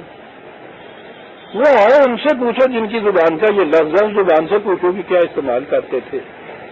ہر وہ شے جو نگاہوں سے چھپی ہوئی ہوتی تھی وہ اسے جن کہتے تھے، جن کے لفظی معنی یہ چھپا ہوا پوشیدہ۔ اس سے پہلے تو ہم صرف جذبات ہی کو لیتے تھے کہ وہ مادی محسوس پیکروں میں نہیں ہوتے، چھپے ہوئے ہوتے ہیں، اور یہی چیز صحیح تھی۔ لیکن اب تو اس سے بھی ذرا یہ آگے چلے گئے ہیں، خود جذبات میں بھی میں سمجھتا ہوں جنہیں انہوں نے انکانشیس مائنڈ میں کہا ہے، غیر شعوری نس جو ہے انکانشیس مائنڈ کی تہوں کے اندر، وہ تو یہ کہتے ہیں کہ وہ تو انسان کے ادراک کے دائرے سے بھی چھپا ہوا ہوتا ہے۔ میں نے پچھلی دفعہ آپ سے عرض کیا تھا کہ اب دو ٹرمز ہیں ان کے ہاں کی سائیکالوجی کی، ایک تو سپریشن ہے، ایک ریپریشن ہے۔ سپریسڈ تو یہ ان جذبات کو کہتے ہیں کہ جو ابھرے ہوئے تو ہیں لیکن اس کی عقل و فکر کا تقاضا مصلحت کا یہ ہو کہ ان کو یہ بروئے کار نہ لائے۔ چوری کرنے کا جی تو بہت چاہتا ہے چرانے کو، لیکن چونکہ سامنے بیٹھا ہے مالک یا بدنام ہو جانے کا خطرہ ہے، چوری کر تو نہیں سکا، چوری کرنے کا خیال جو ہے وہ اندر رہا، تو وہ شعور میں بات رہتی ہے کہ یہ چوری تھی، وہ باہر نہیں آنے دیتا۔ اس کو تو کہتے ہیں سپریسڈ فیلنگ، اور وہ آہستہ آہستہ وہ کہتے ہیں جب اس کی عادت ہو جاتی ہے تو پھر یہ ذرا سا ضمیر کو بھی پرک نہیں کرتا، یہ یاد بھی نہیں آتا، حافظہ یہ ادراک بھی یہ نہیں کہتا کہ یہ کوئی غلط بات تھی، یہ نہیں کہ وہ بات بجائے خیز جو تھا وہ ٹھیک ہو گئی ہے، بلکہ وہ اس کے انکانشیس مائنڈ کی تہوں میں چلی گئی ہے، اسے یہ ریپریسڈ کہتے ہیں۔ تو اگر تو احساس جذبات کا یہاں تک ہے کہ محسوس ہوتا ہے آپ کو کہ میں نے غلطی کی ہے، اس کے لیے قرآن یہ کہتا ہے کہ جو ہی احساس ہو فوراً اپنی روش بدل لو، جہاں سے غلط قدم اٹھا تھا وہاں فوراً آ جاؤ، تو سپریشن کا علاج جلدی ہو جاتا ہے۔ لیکن جہاں قرآن کہتا ہے نا کہ یہ سب کچھ ان سے کہتے رہو، مانیں گے بھی، دلائل سے بھی یہ ہو جائیں گے، لیکن اس کے باوجود پر طبیعت ادھر نہیں آتی، یہ ہے جو کانا من الجن کی کیفیت اختیار کر لیتا ہے ابلیس، ریپریسڈ مائنڈ میں چلا جاتا ہے۔ میں اس وقت تک کی بات کر رہا ہوں، آگے پتہ نہیں کیا کیا پردے ابھی اٹھنے ہیں۔ نفس انسانی کے متعلق تو تحقیقی ابھی شروع ہوئی ہے، خیر کانا من الجن، میں یوں ہی سمجھ لیجئے کہ نفس غیر شعوری کی تہرائیوں میں، تہوں کے اندر چھپے ہوئے تمہارے وہ جرائم کے جذبات، وہ نیتیں، وہ ارادے، وہ بروئے کار جو نہ آ سکے، وہ سارے کے سارے فساد رب ہی، وہ جس پیٹرن میں نشو و نما ہونی چاہیے کسی کی اس سے نکل گیا۔ آپ کو میں نے بتایا ہوا فسوق کے معنی۔ کہا تم یہ بتاؤ، یہ تو ایک چیز ابلیس کا شیطان وہ قرار دیتا ہے، لیکن یہ ایک تو اصولی چیز ہے نا، جذبات تو بے شمار قسم کے ہوتے ہیں، کششیں، جاذبیتیں، ٹیمپٹیشن، آرزویں، خلشیں، تمنائیں، غلط کوشیاں، غلط کاریاں، معصیت خیزیاں، بڑی نوعیتیں اس کی ہوتی ہیں۔ قرآن انہیں ابلیس کی ذریت کہتا ہے، کبھی انہیں جنود کہہ کر پکارتا ہے۔ اس پنجابی جنہوں نے شتونگڑے کہتے ہیں، ذریت ابلیس، افتتخذون ذریتہ اولیاء من دونی وہم لکم عدو۔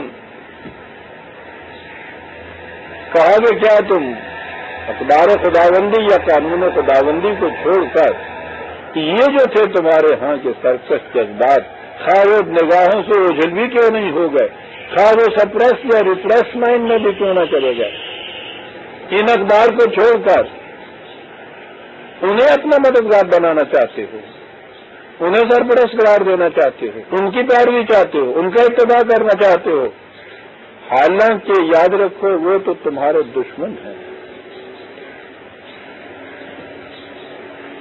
محض ان کے چھپا کر رکھ دینے سے تو وہ تمہارے دوست نہیں ہو سکتے، وہ تو دشمن ہے۔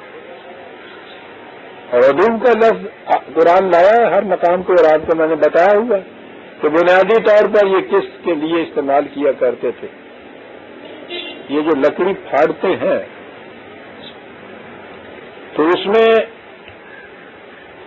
موٹی لکڑی ہو، اسے ایک دفعہ جب کلہاڑے سے پھاڑا جائے تو آگے سے تو پھٹ جاتی ہے، لیکن اس میں اتنا زور ہوتا ہے کہ وہ زور سے پھر مل جاتی ہے۔ تو اس میں پھاڑا میں ویج دے دیتے ہیں کہ وہ زور سے بھی آپس میں ملنے نہ پائے، بود رہے ان میں، پھٹے ہوئے وہ رہیں، الگ الگ رہیں۔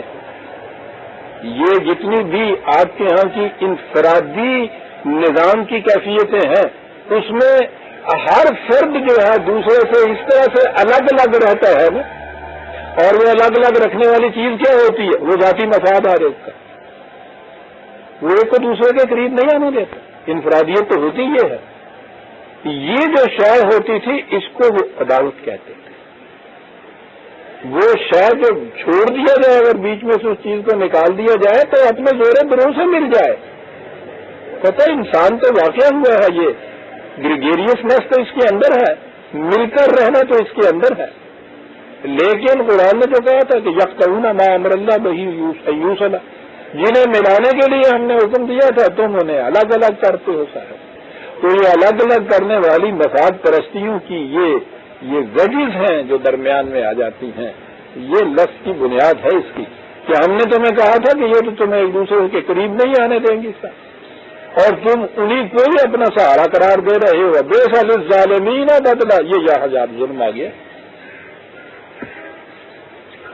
یہ لوگ جو ہیں ان کی ان کاوشوں محنتوں اور کی جتنی بھی اپنے ہیں قانون کے الفاظ میں کاریگری ہنرمندی بتاتے ہیں، اس کا بدلہ بڑے ہی خراب تباہ کن بدلہ ہے ان چیزوں کا جو تم لاتے ہیں۔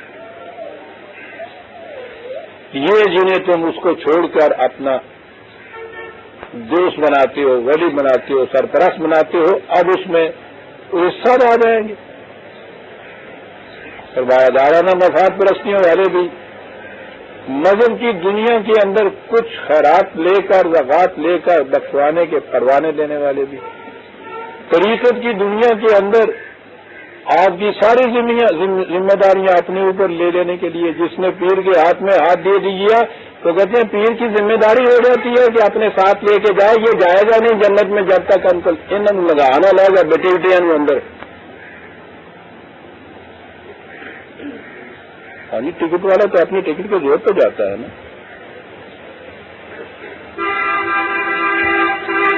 میری بات نے کبھی یہ دیکھا نہیں ہے، یہاں بھی وہ جو دوست آ رہا ہوتا ہے نا بے ٹکٹ گاڑی سے اتر کے، اور یہاں ہوتا ہے وہ عملے میں سے ایک آدمی، اس کا وہ وہاں گیٹ کے اوپر آگے کھڑا ہو جاتا ہے، اس کو تو کہتے جات لے یار ہوتے لیتے ہوں گے لنگن دے دو۔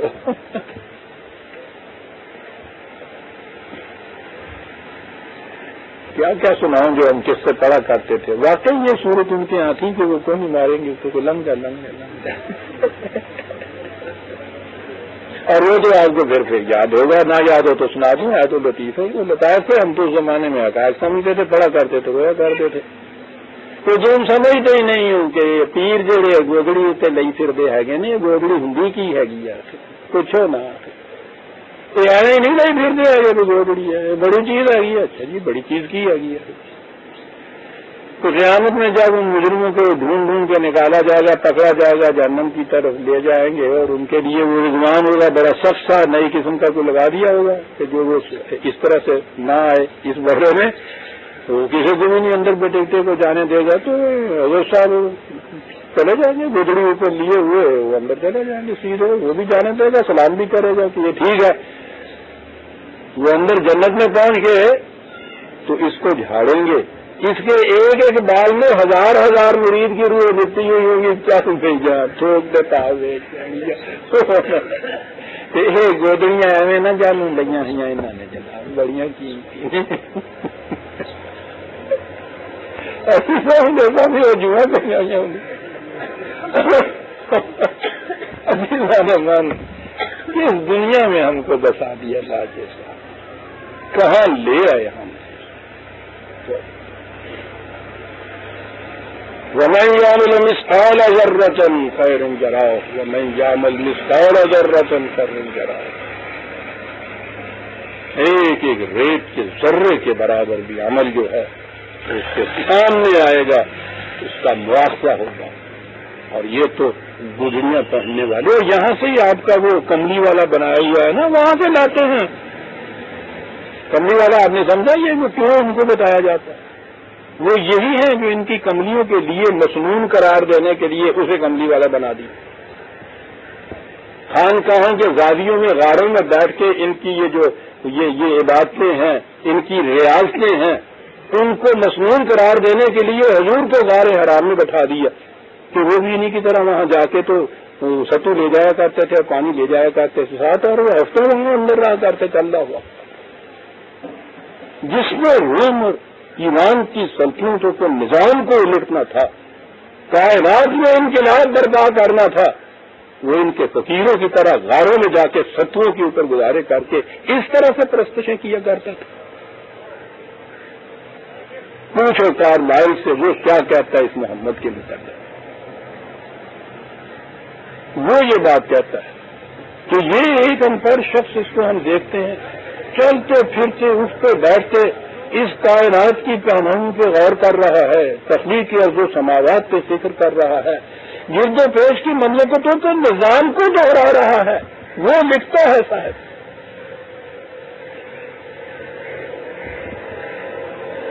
اور اسی کے بعد وہ تو ہیروز اینڈ ہیرو ورشپ کا باپ بڑھنے کے بعد بڑا خوبصورت لکھا ہے. یہ اس کے غور و فکر کا, اس کے مطالعہ کا, اس کے مشاہدے کا 40 برس تک جو یہ کرتا رہا, اس کا نتیجہ یہ تھا, اس کے الفاظ بڑے خوبصورت ہے کہ پھر یہ اپنے اندر یہ کچھ بنا کہ ایک برق کے خاطر کی طرح آسمان سے گرا اور خس و خشا کے سارے انبار پہ اس نے آگ لگا کے رکھ دی. غاروں میں جا کے کملیاں ہو رہی بارہ. یہ سارے کے سارے ان سے کہا کہ پوچھو ان سے, ما اشهدتهم خلق السماوات والارض ولا خلق انفسهم. ان سے پوچھو کہ ہم نے جب یہ ارض و سما کی تخلیق کی ہے تو یہ ان کو گواہ ٹھہرا لیا تھا کہ ان کو تمام راز ہے پنہاں جو تھے ان کے معلوم تھے, یہ ساری چیزیں جن سے واقف تھے. یہ تو تخلیقی ارض و سما تو ایک طرف ہے, یہ خود جب پیدا ہوئے ان کو اس کا بھی علم نہیں ہے کہ یہ کیسے پیدا ہو گئے تھے, جن کو اتنی بڑی قوتوں کا مالک سمجھتے ہو. ان کو وہ ابلیس کی ضروریت کہہ رہا ہے, یاد رکھیے. وَمَا كُنْتَ مُتَّخِذَ الْمُضِلِّينَ عُضُدًا. سب میں ایسا نہیں تھا. تم یہ بتا رہے ہو کہ یہ مقربین بارگاہ الہی, یہ وہ کہتے یہ ہے نا کہ خدا کا سارا نظام جو ہے یہ اس کے نمائندے یہاں یہ چلا رہے ہیں. زیر زمین ہوتے ہیں, اصل میں انڈر گراؤنڈ ہوتی ہے یہ تاریخ ان کی, لیکن یہ سب وہی چلا رہے ہوتے ہیں. اس کے بغیر خدا کا کاروبار نہیں چلتا. کہا کہ سوچو تو صحیح کہ یہ لوگ جو اس طرح سے دنیا کو گمراہ کر رہے ہیں, اگر ہم نے کسی کو اپنا مددگار بنانا ہوتا تو انہیں مددگار بناتے ہیں.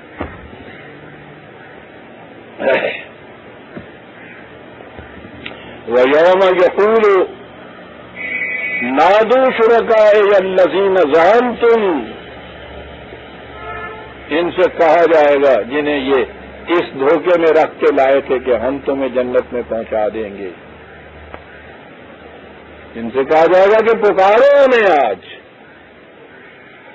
پکارو انہیں آج. وہ پکاریں گے,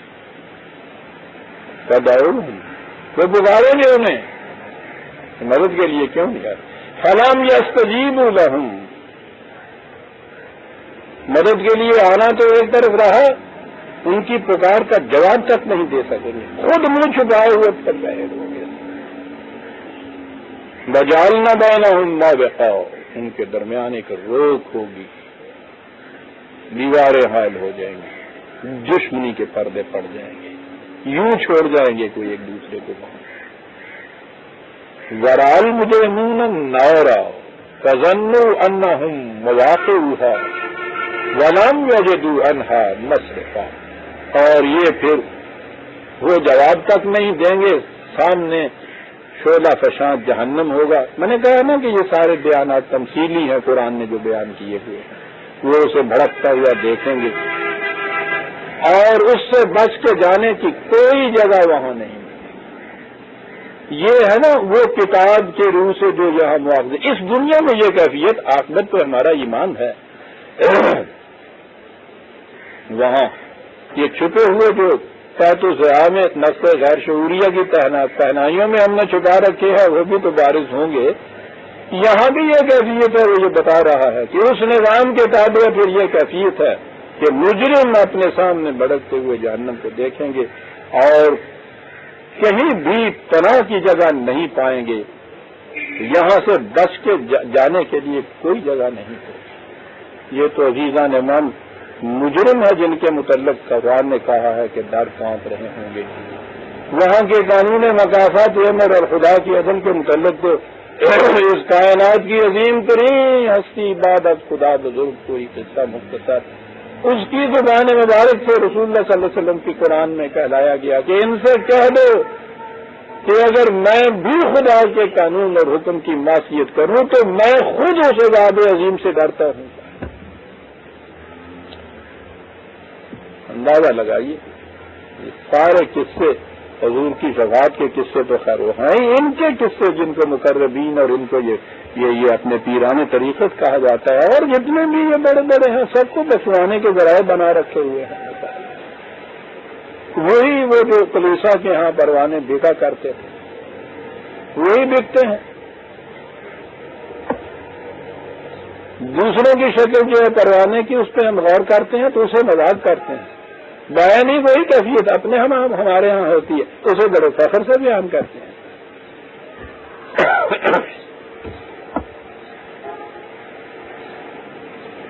گزشتہ چند آیات میں قرآن کریم نے تمثیلی بیانات کیے چیزوں کے، تشبیہات سے سنائی.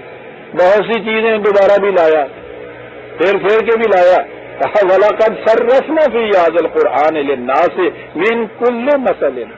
ہم بار بار لوٹا کے لاتے ہیں یہ باتیں، یہ مثالیں، یہ تشبیہیں، یہ داستانیں بار بار لاتے ہیں.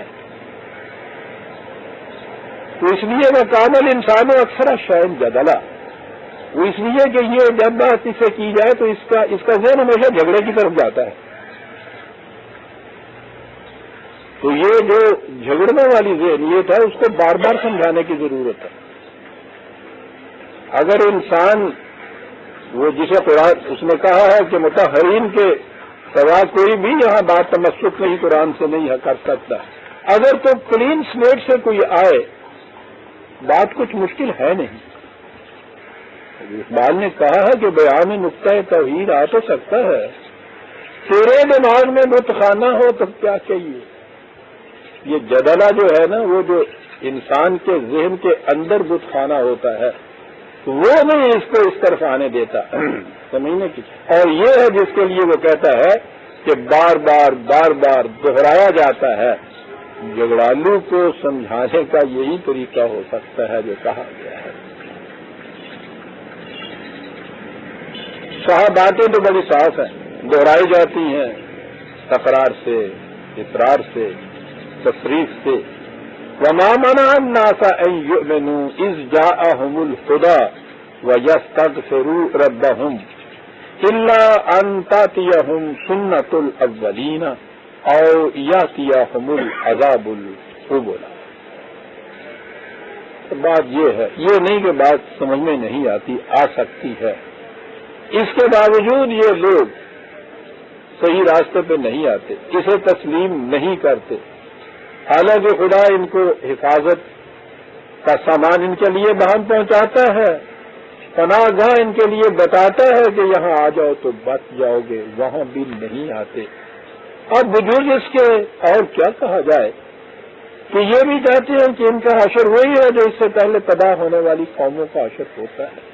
وہ مقام آتا ہے عزیزان ایمان قوموں کے اندر جب وہ ہر روز دیکھتے ہیں کہ ہمارے قدم تباہی کی طرف اٹھ رہے ہیں اور اس کے باوجود وہ ادھر ہی چلے جاتے ہیں اور اسی طرف چلے جاتے ہیں، رخ نہیں بدلتے. مورخ کے ذہن میں نہیں آتی، سمجھ میں بات نہیں آتی کہ اس قوم کو ہوا کیا تھا. قرآن اس مقام کو کہتا ہے قوم اس مقام کے اوپر آ جاتی ہے کہ باتیں تو ساری صاف اور واضح ہیں، سمجھ میں بھی آ سکتی ہیں، لیکن اب یہی کہو کہ جس طرح سے پہلی ہلاک ہونے والی قوموں کی روش تھی یہ اسے نہیں چھوڑنا چاہتے، اور اس انتظار میں ہے کہ جس تباہی کے متعلق ان سے کہا جاتا ہے وہ ان کے سامنے آ کھڑی ہو۔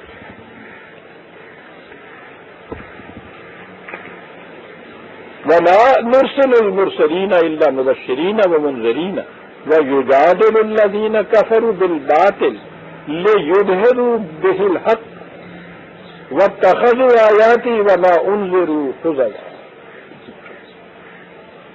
تو یہ مقصد ہے ہمارا، یہ جو ہم اپنی بار بار ہدایت کو بھیجتے ہیں، انسانوں کے ذریعے ان کو بھیجا جاتا ہے جنہیں رسول کہا جاتا ہے، ان کا مقصد بھی اتنا ہی ہوتا ہے کہ وہ آ کے بتائیں کہ یہ غلط روش جو ہے یہ تمہیں تباہی کے جہنم کی طرف لیے جا رہی ہے، صحیح روش تمہیں خوشگواریوں کی جنت کی طرف لے جائے گی۔ وہ یہی کہنے کے لیے آتے ہیں، یہی بتانے کے لیے آتے ہیں۔ بتاتے اس طرح سے ہیں کہ بات صاف ہو، کوئی اس میں ابہام نہ رہے، کوئی کہام نہ رہے، کوئی اقتباس نہ رہے، وضاحت ہو جائے۔ بار بار سمجھاتے ہیں، لٹا کر باتیں بیان کرتے ہیں، مبشرین و منذرین۔ لیکن یہ لوگ جنہوں نے تہیہ کر رکھا ہوتا ہے کہ ہم نے ماننا ہی نہیں ہے، وہ اپنے باطل کو سامنے لا کر اس کی روح سے ان سے جھگڑے نکالنا شروع کرتے ہیں۔ حق کی بات ان کے پاس نہیں ہوتی، حق تو حق کے ساتھ جھگڑ ہی نہیں سکتا، تو سچ اور سچ کا جھگڑا ہو ہی نہیں سکتا صاحب۔ دونوں آدمی اگر آپس میں کتنا اختلاف کیوں نہ ہو سامنے آئیں اور وہ دونوں سچے ہوں اور وہ دونوں سچ ہی بولے تو جھگڑا پیدا ہی نہیں ہوتا۔ جھگڑا تو پیدا ہوتا ہے، پیدا چیز یہ کہ دونوں جھوٹ ہیں، وہ تو پوچھو ہی نہیں۔ یا دوسری چیز یہ ہوتی ہے کہ ایک تو سچ کے اوپر اڑا ہوا ہو اور دوسرا جو ہے وہ جھوٹ کو اپنے یہاں کا مسلک بتائے، یہ چیز چلی جائے سر تو سچ کی بات یا دلائل کی بات، مصیبت کی بات آتی چلی جائے گی، وہ جھگڑے کی بات پیدا کرتا چلا جائے گا، یہ صورت ہوتی۔ تو یہ باطل کے ساتھ جھگڑا ہے جو حق کے مقابل میں ہوتا ہے، اور یہی ہے حق اور باطل کا باہمی تقابل، تخالف، تصادم، جسے قرآن نے دوسری کئی مقامات پر کہا ہے کہ حق اور باطل، حق کو ہم باطل پہ یہ مارتا جائے گا، ضربے لگاتا چلا جائے گا، لگاتا چلا جائے گا، کہ باطل کا بھیجا توڑ کے رکھ دے گا اور یوں باطل بھاگے گا اس کے سامنے سے۔ یعنی سخت جان اتنا ہے کہ ایک دو ضربوں سے ہی نہیں بھاگتا ہے، مغز توڑوا کے بھاگتا ہے، اس کو پہلے نہیں توڑواتا۔ اتنی سی بات ہی ہے، اگر وہ جسے ہم کہیں گے کہ قسمت وہ خوش نصیبی ہو قوم کی، تو وہ پہلی دوسری ضرب کے اندر ہی بات سمجھ لے کہ میں غلطی پر ہوں، صحیح روش پہ آ جانا چاہیے۔ لیکن جو تباہ ہونے والی قوم ہوتی ہے وہ اس پہ ضربے لگاتا چلا جاتا ہے، یہ نہیں مانتے اس سے، کام کے بھیجا توڑ کے وہ رکھ دیتا ہے۔ ان الباطل خانہ ظہور کا، اور یوں یہ باطل وہاں سے بھاگتا ہے۔ یہ ہے جسے کہا ہے قوموں کی تباہیاں، ان کی داستانیں جو ہم بیان کرتے ہیں۔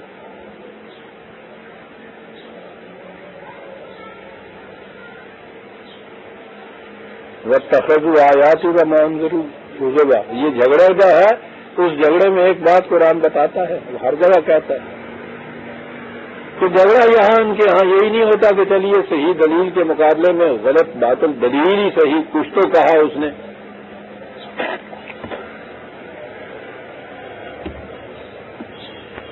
ان کی کیفیت یہ ہے کہ کوئی بات جب بن نہیں آتی تو پھر وہ استہزاء کرتے ہیں، ریڈیکیول کرتے ہیں، تمسخر کرتے ہیں، مذاق اڑاتے ہیں۔ بڑی بناوٹ اور کمینگی ہے عزیزان مانتی، معقول بات کی جا رہی ہو، انسانوں کی سخت گفتگو کھڑے ہوئے گفتگو کی جا رہی ہو، ٹھیک ہے، نہیں مانتے تو کہو نہیں میں مانتا، چلیے یہ بھی کوئی بات نہیں، لیکن آپ اس کے فائدے کی صحیح بات کہیں اور وہ آپ کا منہ چڑھانے لگ جائے، مذاق اڑانے لگ جائے، یہ چیز جو ہے میں نے کہا کہ اس کے پاس تو بڑی ہی کمینگی ہوتی ہے۔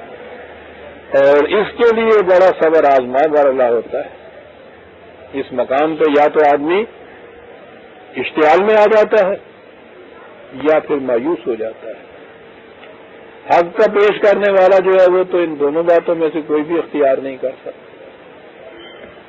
یہ اشتعال میں بھی نہیں آتا، یہ مایوس بھی نہیں ہوتا۔ یہ سب کچھ ہوتا تھا رسولوں کے ساتھ، نبی اکرم صلی اللہ علیہ وسلم کے ساتھ یہ سب کچھ ہوتا تھا۔ لیکن اس کے باوجود آپ سے یہ ایک طرف تو شفقت کا یہ عالم کے قرآن کو کہنا پڑا کہ تو جان بھلا لے گا اپنی، اس غم سے کہ یہ صحیح راستے پہ کیوں نہیں آتے، کیوں تباہ ہو رہے ہیں۔ دوسری طرف ان کے ہاں کی یہ صبر آزما، یہ مناظر جو اتنے زیادہ شدت اختیار کرتے چلے جا رہے تھے کہ قدم قدم پہ تکذیب ہی نہیں، استہزاء کی کیفیت پیدا ہو رہی تھی۔ اس میں بھی کہا یہ جا رہا تھا کہ اس کے باوجود کہ نظر آتا ہے کہ ان کی کیفیت کے پتھروں جیسی ہو گئی، تو بات پہنچائے چلا جا، پہنچائے چلا جا، تاکہ کوئی ایک جان بھی اس لیے ضائع نہ ہو جائے کہ اس تک بات پہنچ سکتی تھی اور تو نے نہیں پہنچائی۔ کتنی بڑی ذمہ داریاں تھیں ان حضرات کی، حق کے کہنے والے کی ذمہ داریاں، اور کس قدر صبر آزمال تھے یہ مراحل تھا، کتنا بڑا جگرا ان کا ہوتا تھا۔ اس لیے تو ان کو منتخب کیا جاتا ہے، اور جو بھی حق کو لے کر اٹھے گا بہرحال اس کے ساتھ یہی کچھ گزرے گی اور وہ یہی کچھ کرے گا اتباع سنت رسول میں، تو جب ہی کچھ کام چلے گا۔ یہ بھی اگر کسی جگہ مشتعل ہو گیا، کہیں مایوس ہو گیا، پھر یہ حق کا پہنچانے والا نہیں رہے گا صاحب۔ وَمَنْ أَظْلَمُ مِمَّنْ ذُكِّرَ بِآيَاتِ رَبِّهِ فَأَعْرَضَ عَنْهَا وَنَسِيَ مَا قَدَّمَتْ يَدَاهُ۔ اس سے زیادہ اور ظالم کون ہو سکتا ہے کہ اسے ان باتوں کی یاد دہانی کرائی جائے تو وہ ان سے منہ پھیر کے چل دے۔ اندازہ لگائیے اس بات کا، غور ہی نہ کریں، اور اس بات کو فراموش کر دیں کہ کس قدر تباہ کن باتیں جو ہیں وہ کر چکا ہے، ان کے نتائج سامنے آنے والے ہیں۔ نسیہ بلا ہی چھوڑے اس بات کو۔ سپریسٹ میں تو نہیں آتی، یہ تو ریپریسٹ میں آتی ہیں یہ چیزیں، اس لیے اظلم کہا ہے یہاں قرآن میں، سب سے زیادہ ظالم ہوا ہے۔ یہ کیفیت ہو، علاج تو میں سمجھتا ہوں پہلی اسٹیج میں ہو سکتی ہے کہ اس کا احساس تو ہو، گریز کی راہیں نکالے، اور یہ جو ہے نسیہ والی کیفیت تو یہ نظر آتی کہ جس میں پھر یاد بھی نہ رہے، بھلا دے، فریش مائنڈ میں چلی جائے۔ وہاں پہنچ کے کیفیت یہ ہوتی ہے اِنَّا جَعَلْنَا عَلَىٰ قُلُوبِهِمْ أَكِنَّةً أَن يَفْقَهُوهُ وَفِي آذَانِهِمْ وَقْرًا۔ وہاں پہنچ کے پھر کیفیت یہ ہو جاتی ہے کہ دلوں کے اوپر ایسے پردے پڑ جاتے ہیں کہ سمجھ سوچ کی صلاحیتیں ہی سلب ہو جاتی ہیں، کانوں میں ایسے ڈانٹ لگ جاتے ہیں کہ وہ سنی کو انسنی کر دیتے ہیں۔ واقعی یہ کیفیت ہو جاتی ہے۔ کوئی ایک جذبہ بھی انسان کا اتنی شدت جب اختیار کر جائے تو اس کے بعد پھر کیفیت ہوتی ہے یہ، نہ اسے کچھ نظر آتا ہے، نہ وہ بات سنتا ہے، نہ وہ کچھ دیکھتا ہے، نہ بات کرتا ہے۔ ایک عجیب کیفیت سمن بکمن امیون کی اس کی ہو جاتی ہے، پردے پڑ جاتے ہیں۔ دوسرے لوگ جن میں ابھی یہ صلاحیت ہوتی ہے سمجھنے سوچنے کی، ان کی بات سمجھ میں نہیں آتی کہ اسے ہوا کیا ہے۔